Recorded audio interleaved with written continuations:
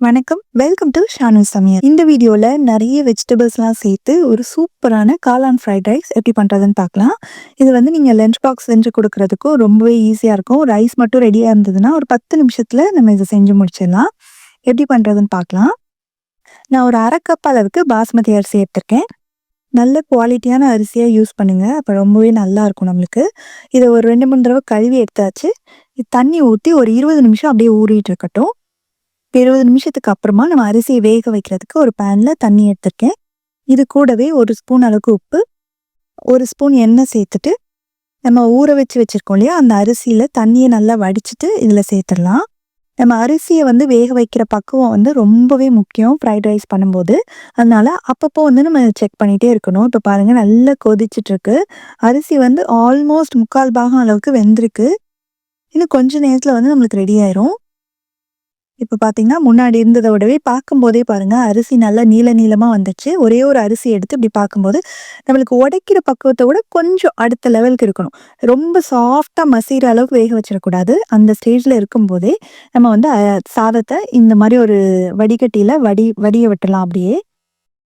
தண்ணியெல்லாம் நல்லா வடிஞ்சதுக்கு அப்புறமா, ஒரு அகலமான பிளேட்ல வந்து நம்ம இத அப்படியே கொட்டி, ஸ்ப்ரெட் பண்ணி அப்படியே ஆற விட்டணும். சாதம் வந்து நல்லா ஆறி இருந்தா தான், நம்ம ஃப்ரைட் ரைஸ் போட்டு கிளறும்போது நம்மளுக்கு உதிரி உதிரியா கிடைக்கும். அதனால இத அப்படியே ஆற விட்டுறலாம். அடுத்து ஒரு பேன்ல ஒரு பெரிய டேபிள் ஸ்பூன் அளவுக்கு எண்ணெய் சேர்த்துக்கலாம். எண்ணெய் சூடானதும் ஒரு 5 பல் பூண்ட வந்து பொடியா வெட்டி சேர்த்துட்டு, அது கூடவே வெங்காயத்தாளோட கீழ் பகுதி இருக்கும் இல்லையா? அதையும் வந்து நல்லா நறுக்கி சேர்த்துக்கலாம். ஸ்டவ் வந்து நல்லா ஹை ஹீட்ல வச்சு தான் இது பண்ணணும். அப்பதான் கரெக்ட்டா இருக்கும்.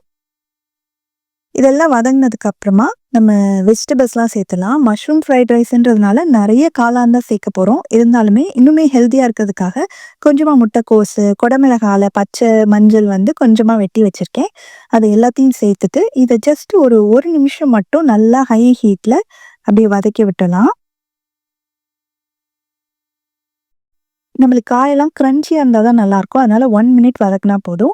அடுத்ததா நம்ம காளான வந்து சேர்த்துடலாம். காளான் வந்து ஒரு 150 கிராம் அளவுக்கு எடுத்து, அத வந்து ஓரளவுக்கு திக்கா ரொம்ப திக்கா இல்லாம ஓரளவுக்கு திக்னஸ் உள்ள ஸ்லைசஸா வெட்டி வச்சிருக்கேன். அதையும் சேர்த்து ஒரு 2, 3 நிமிஷம் நல்லா வதக்கிடலாம். ஹை ஹீட்லயே வச்சு வதக்கணும். ஓரளவுக்கு நம்ம தின் ஸ்லைசஸா ரொம்ப மெல்லிசா இல்லாம உடையாத அளவுக்கு ஸ்லைசஸா கட் பண்ணி வதக்கும்போது சீக்கிரமாவே வந்து நம்மளுக்கு காளானும் வதங்கி வந்துரும். இப்ப பார்த்தீங்கன்னா, எல்லாமே வதங்கிடுச்சு. இந்த ஸ்டேஜ்ல ஒரு 1 டேபிள் ஸ்பூன் அளவுக்கு சோயா சாஸ் சேர்த்து நல்லா கலந்து விட்டுருங்க. அடுத்ததா நம்ம வடிச்சு ஆற வச்சு வச்சிருக்கோம் இல்லையா? அந்த சாதத்த சேர்க்கலாம். இப்ப பாருங்க எவ்வளோ உதிரி உதிரியா வந்திருக்குன்னு. நல்லா ஆறுனா தான் இந்த மாரி உதிரி உதிரியா கிடைக்கும்.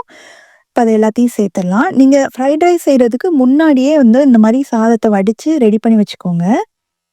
கொஞ்சமா இந்த காய்கறி சேர்க்கறதுக்கு மட்டும் உப்பு சேர்த்துட்டு, தேவையான அளவுக்கு மிளகுத்தூள் 1 டீஸ்பூன் அளவுக்கு சேர்த்துட்டு, வெங்காயத்தாளோட மேல் பகுதி இருக்கும் இல்லையா? அதையும் சேர்த்து நல்லா மிக்ஸ் பண்ணி விடணும். மெதுவா கிளறி விடுங்க. இந்த மாரி உடன்கரண்டி வச்சு கிளறி விடுங்க. அப்பதான் அரிசியெல்லாம் உடையாம நம்மளுக்கு நல்லா கிடைக்கும். நல்லா இந்த மாரி எல்லாத்தையும் மிக்ஸ் பண்ணி விட்டுட்டு, ஸ்டவ் ஆஃப் பண்ணிடலாம். உங்களுக்கு மிளகுத்தூள் இன்னுமே வேணும்னா கூட நீங்க அதிகமா சேர்த்துக்கலாம். நல்ல ஒரு சூப்பரான ஹெல்தியான காளான் ஃப்ரைட் ரைஸ் ரெடி ஆயிடுச்சு. நான் சேர்த்துக்க சோயா சாஸ் வந்து ஆப்ஷனல் தான். உங்களுக்கு வேண்டாம் அப்படின்னு நினைச்சீங்கன்னா, நீங்க சாஸ் இல்லாமயே இத பண்ணலாம். நீங்களும் இந்த ரெசிபிய கண்டிப்பா வீட்ல ட்ரை பண்ணி பார்த்துட்டு, எப்படி வந்தது அப்படின்ற கமெண்ட்ஸ மறக்காம ஷேர் பண்ணுங்க. தேங்க்ஸ் ஃபார் வாட்சிங்.